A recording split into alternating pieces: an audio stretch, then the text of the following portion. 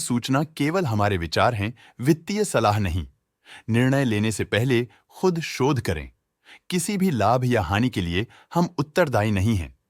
आज हम देख रहे हैं पूनावाला फिनकॉर्प लिमिटेड के 2025-26 Q1 की standalone financial performance. Starting with the sales, पिछले क्वार्टर से सेल्स में 12.5% का इंक्रीज हुआ है, मगर कंपनी ने पिछले साल के मुकाबले 34.5% का सेल्स इंक्रीज रिपोर्ट किया। Expenses 7.5% quarter on quarter increase हो गए हैं, जो साल भर के लगभग 1.5 गुना के राइज के साथ अलाइन करता है। क्वार्टरली एक्सपेंसेस के कंपैरिजन में सेल्स इंक्रीज होना दिखाता है कंपनी ने अच्छा परफॉर्म किया। हालांकि सालाना कंपनी को चैलेंजेस का सामना किया। ऑपरेटिंग प्रॉफिट, जो पिछले साल के कंपैरिजन में -8% डाउन हुआ है, quarter on quarter around 18% increase हुआ है। Operating profit margin (OPM) annual basis पे -22.5% से डिक्रीज हुआ है और पिछले क्वार्टर के कंपैरिजन में 2% से इंक्रीज हुआ है। एक्सेप्शनल आइटम्स को ऐड करके अदर इनकम पिछले क्वार्टर के कंपैरिजन में -99.5% गिर गई, बावजूद इसकी ईयरली डिक्लाइन -100% हुई है।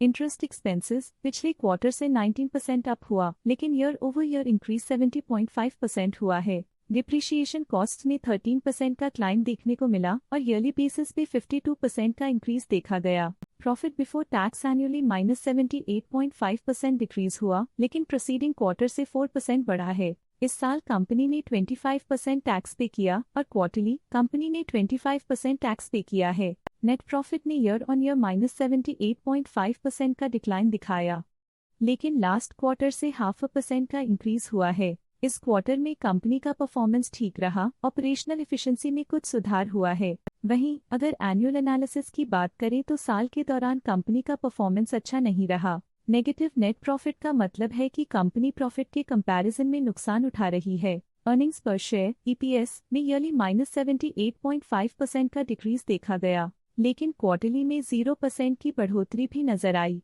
पूनावाला फिनकॉर्प लिमिटेड के फाइनेंशियल स्नैपशॉट को रिव्यू करते हुए कुछ मुख्य ट्रेंड्स सामने आए हैं, जो कंपनी की परफॉर्मेंस पे रोशनी डालते हैं। जून 2022 से जून 2025 तक पूनावाला फिनकॉर्प लिमिटेड की फाइनेंशियल जर्नी में सबसे पहले बात करते हैं सेल्स की। इस साल सेल्स में 36.5% की वृद्धि हुई है और पिछले 4 सालों में लगभग 2 गुना की वृद्धि हुई है, जो एक निरंतर अपवर्ड ट्रेंड को दर्शाता है। पिछले 3 साल से सेल्स लगातार बढ़ती जा रही है, जो मार्केट एक्सपेंशन और कंज्यूमर डिमांड में वृद्धि को दर्शाता है। अब बात करते हैं एक्सपेंसेस की। इस साल एक्सपेंसेस 76% बढ़े हैं और 4 सालों में लगभग 2 गुना का इजाफा हुआ है। इस साल हालांकि एक्सपेंसेस सेल्स से थोड़ा ज्यादा बढ़े हैं, मगर ग्रोथ रेट्स का करीब होना स्टेडी ऑपरेशनल कॉस्ट को दर्शाता है। चैलेंजेस से गुजरते हुए ऑपरेटिंग प्रॉफिट ने इस साल -248% की डाउनटर्न देखी, जो एक ट्रेंड को कंटिन्यू करता है, पिछले 4 सालों में -2652% की डिक्लाइन के साथ।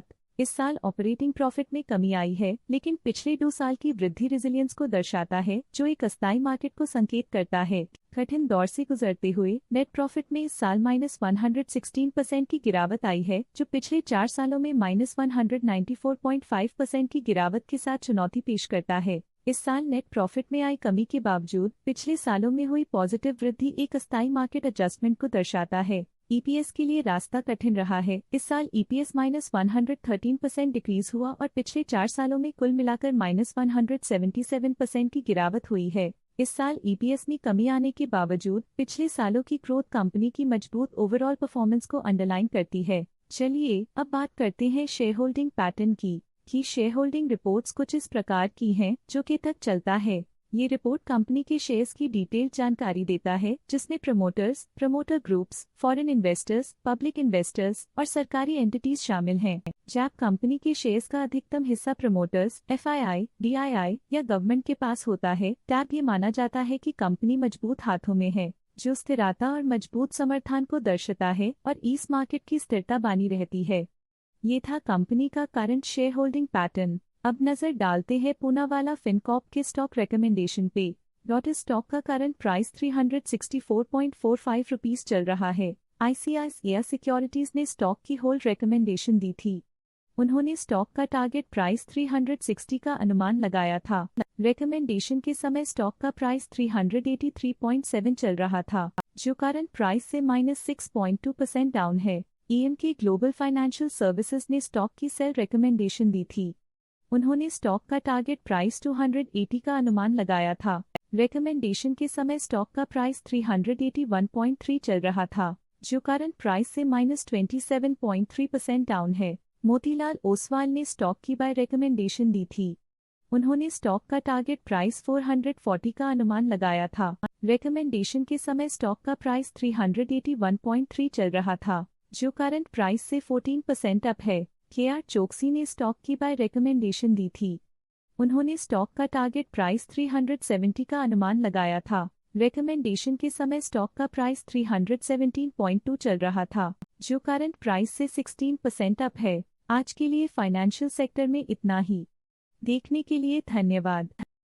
स्टॉक लेटेस्ट न्यूज अपडेट के लिए चैनल को सब्सक्राइब करें और वीडियो को लाइक एंड शेयर करें।